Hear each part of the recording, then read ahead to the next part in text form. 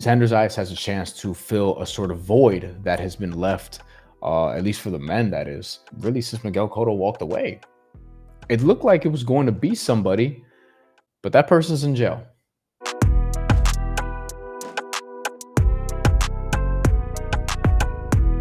It's been rough for Puerto Rican boxing as of late. Amanda Serrano got her third loss against Katie Taylor in the trilogy, 0-3, even though she probably should have had at least one of the first two fights, if not both. And you have Edgar Berlanga getting knocked out by Hamza Shiraz in New York City in a fight that he worked very hard to sell. And ultimately, it didn't matter. Subriel Matias, on the same card, became a world champion for the second time in his career, beating Alberto Puello on points. And right now, at least in Puerto Rican boxing, you can point to several world champions. Amanda Serrano still has titles in the featherweight division. As just mentioned, Subriel Matias is a super lightweight champion again. Antonio Vargas is the bantamweight champion of the world for the WBA. Rene Santiago is the WBO light flyweight champion. And Oscar Collazo is a unified champion in the junior flyweight division. And I think one of the best pound for pound boxers in the sport right now, but is not going to get the credit he deserves because he's like 90 pounds. But Xander Zayas has a chance now to grab the torch for Puerto Rican boxing because unlike everyone just mentioned, he's been pushed a ton. He's young, he's exciting, he has the top-ranked machine behind him. We don't know what that machine is going to look like going forward because this appears to be their last card on ESPN. But Xander Zayas has been positioned to be someone that Top Rank envisions in that Miguel Cotto, Felix Trinidad stature, so to speak. They signed Xander Zayas when he was 16 years old 6 years ago, and now he's getting his first world championship opportunity. He's going to be fighting Jorge Garcia for the vacant WBO Super Welterweight Championship. And Jorge Garcia is tough, is not someone you should overlook, and beat Charles Conwell, who's expected to be one of the top contenders for this same championship had he won that fight. It was an upset victory for Jorge Garcia, who only has 4 losses in his career, but is very tough. In his prime years at 28, Xander Zayas is just 22 years old. He'll be 23 not long after this fight. And he has a chance to grab the torch for Puerto Rican boxing right here. This is not to say he's going to be a definitive pound-for-pound star or that he's even going to be the best of everyone we talked about with respect to Oscar Collazo, for example. But in terms of being a future star, Xander Zayas has a chance now to assert himself into this class, and being a world champion at just 22 years old could put him in a different stratosphere going forward. But he has to win this fight first. Now let's talk about whether or not he will. Okay, you see here Xander Zayas 21-0 with 13 knockouts. To this point, a lot of people will say, well, where's the competition? Where's the competition? Well, he's 22 and he's fighting for his first world title. I don't think you should expect to see a ton of competition to this point.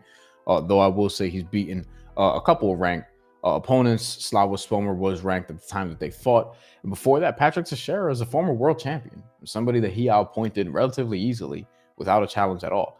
I think the question about Xander Zayas is whether or not he can hang with the top guys at 154, and that's what we need to find out. We will find out something on Saturday. I don't know if we're going to find out everything we need to know, but we'll find out something. Whether or not he's ready for Bakram Murtazayev or Virgil Ortiz is something that we'll see at a later date.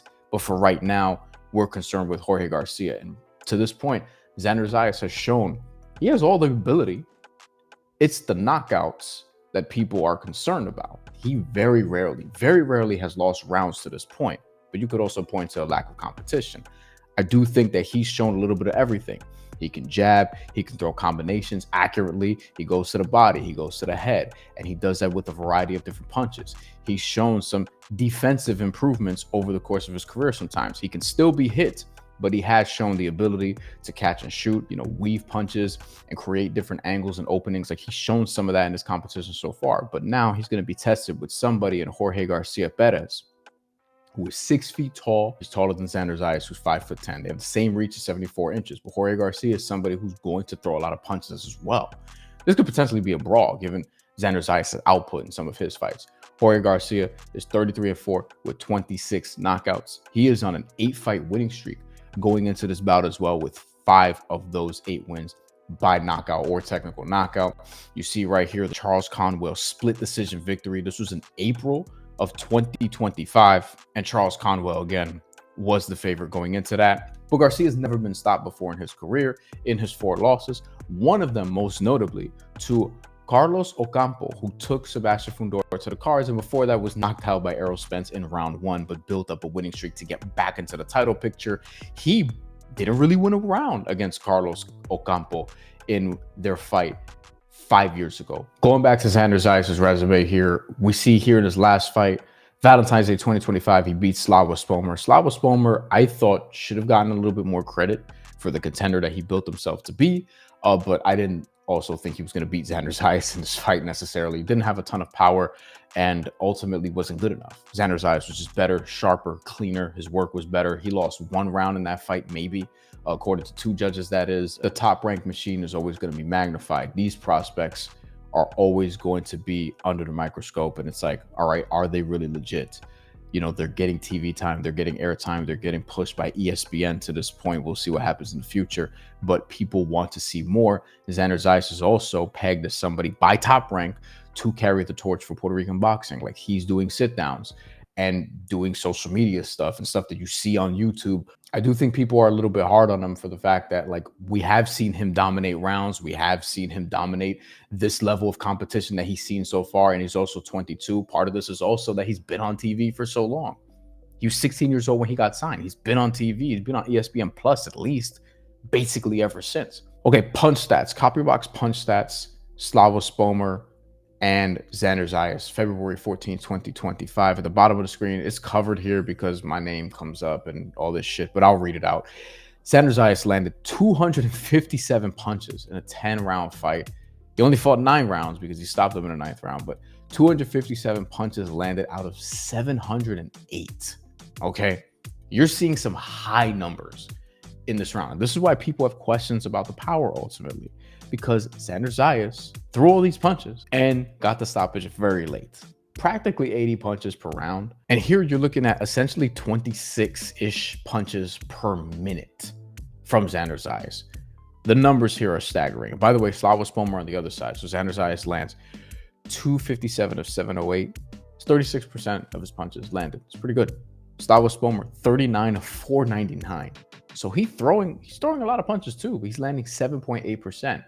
In accuracy, defense from Xander Zayas was pretty sharp that night. He did a very good job of counterpunching as well, controlling the distance and things of that nature. It's going to be tougher against Garcia, who is a tall puncher but likes to fight on the inside despite having the height advantage. The recently retired Josh Taylor, somebody who did this very well at his peak. Xander Zayas, 20 of 65 in round 1. Like out the gate, and basically 21, 22 punches per minute. 20 of 65, 24 of 70, 33 of 84 in round 3. Got some good shots off in round 3, which we reviewed after that fight. That is up on the channel. I may link it right here in case people want to go back to that, by all means. 41 of 99. That's the big one. Round 4, 41 of 99. So he threw essentially 33 punches per minute in round 4. On the other side, 457 for Slava Spomer. That's the thing.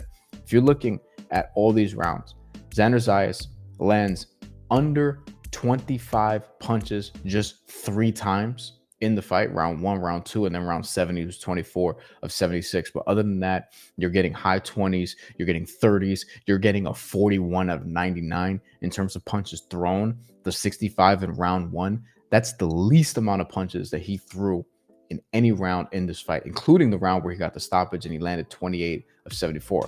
Spomer, on the other hand, and this is why he's not necessarily world championship level, he didn't land double digits in any round in this fight. That's a testament to Xander Zayas, but it's also a testament to the skill gap between Xander Zayas and Slava Spomer.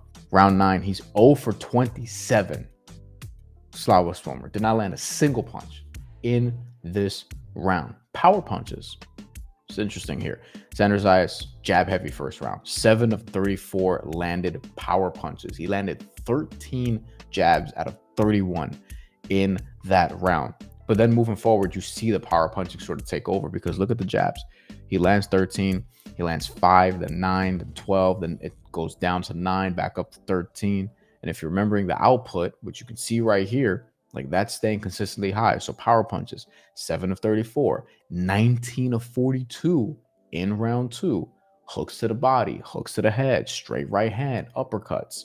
24 of 53 in round 3, 29 of 65 in round 4. Jabs in that round, 12 of 34, by the way. So not really abandoning the jab entirely, but using it, sparingly compared to earlier in the fight. 19 of 34. Like, you're seeing the loaded power punching numbers here. There's a 23 of 62 here, round 8, where he lands 5 of 31 of his jabs. So just power punches. Just power punches for Xander Zayas. He's throwing 411 power punches over the course of a 9-round fight. So basically, he's throwing, in a 9-round fight, 45.7 power punches per round. That means 15 power punches per minute. Let's look at Jorge Garcia's last fight. Okay, and here we have from earlier this year, Charles Conwell versus Jorge Garcia Perez. And this is the fight that Charles Conwell squandered the opportunity after calling out Xander Zayas. Couldn't live up to it. So Jorge Garcia, 6 of 35 in round 1. It was a slow first round from a landing perspective, but if you watch the fight, they were both establishing things. And, Perez was immediately trying to get to that left hook to the body, which he threw with more intent as the fight went on. You'll see it here. From a numbers perspective, it was a pretty even fight. Charles Conwell landed 166 of 701 punches, 23.7%. Garcia, 164 of 750, 22%. Busier, a little bit less accurate, but power punches. This is where he has the edge in totality, not in terms of accuracy, however. 145 power punches landed out of 550. Conwell was 140 out of 460. So above 30% against above 26%. And from a jab perspective, Charles Conwell was better there, 26 of 241 against 19 of 200. So the numbers are very even. The power punches, it's a little bit of a difference, though, because you're seeing Garcia. He has the edge in round 3 here, 16 of 41 against 13 of 38. And this is where you started seeing more of those left hooks to the body, left hooks to the head as well. He would double up on that side. He was able to punch with variety there. He's not somebody who's going to ignore the body or the head. He's going to take what he can get, found his range, and was in the pocket for a good portion of the fight. There's a risk in that. Like, he's a guy going into this fight against Xander Zayas. He's dangerous, but also he can be hit.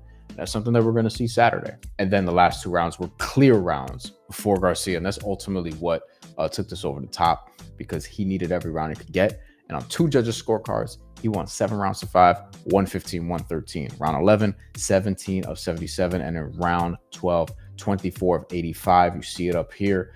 Conwell was 14 of 66 comparatively in round 11, and in round 12, 20 of 71, despite landing the same amount of punches in terms of accuracy, 28.2%. So this is where we're at as it relates to the numbers, because as much as I would have liked to have done film, Top Rank is not the most lenient when it comes to using some of their tape, let's say.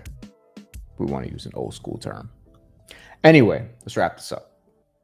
We don't know if Xander Zayas will definitively be the future of Puerto Rican boxing. We know that he won't if he loses this fight, though.